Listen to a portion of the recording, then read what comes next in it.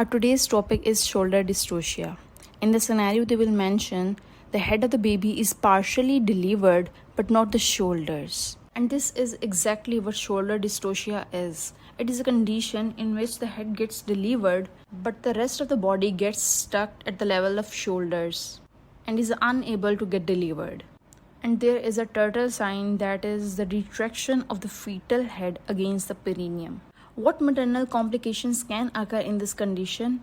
3rd or 4th degree perineal trauma, postpartum bleeding, and psychological trauma. Remember, in the postpartum hemorrhage, one of the causes was prolonged labor.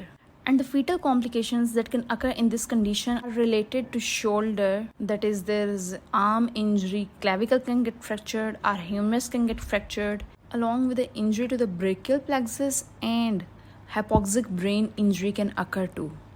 What are the risk factors? Now use the common sense. What kind of baby is going to get stuck at the level of the shoulders? It's simple, an oversized baby. So gestational diabetic mothers' babies are oversized, and macrosomia can also be a reason, along with the maternal obesity and a history of previous shoulder dystocia or instrumental delivery. These are the 5 risk factors that you need to remember. How can we manage this condition? There is a series of maneuver that you need to do in order to get the shoulders delivered. You have to hyperflex the legs, apply the suprapubic pressure, do the internal rotation, or apply pressure on the posterior shoulder, or move the mother to all 4 limbs. So let's try to remember them. All sins are posted or deleted by 4 means. A is for ask for help. L is for legs hyperflexion. This legs hyperflexion maneuver is also known as McRoberts. When it comes to sins, you need to remember one thing, that all these sins that are posted or deleted by the 4 are Robin's sins. S is for the suprapubic pressure, and IN is for the internal rotation.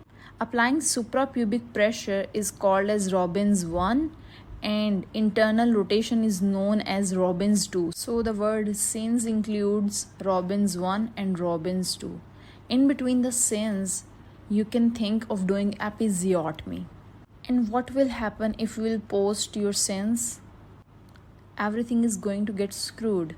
And you can only prevent it by deleting it. By posting, I mean apply pressure on the posterior shoulder. So you can remember posterior shoulder by posting. And this maneuver is known as Woodscrews. And by deleting, I mean reverse Woodscrews. And the last maneuver to remember is hold the mother on all her 4 limbs. In 90% of the cases, the baby gets delivered when the suprapubic pressure is applied, that is the S of the sins. But if the baby is still stuck, you have to move to the internal rotation and then the posterior shoulder pressure and then reverse Woodscrews, or moving the mother to all 4 limbs. It is a stepwise management. If one maneuver fails, move to the next one. You have to do this all management and all these steps in just 1 to 2 minutes. Let's quickly review the management again. Ask for help, legs hyperflexion, suprapubic pressure, episiotomy, internal rotation, posterior shoulder pressure, reverse Woodscrews, and roll on all 4 limbs. Take a look at these past paper scenarios. That's all for today.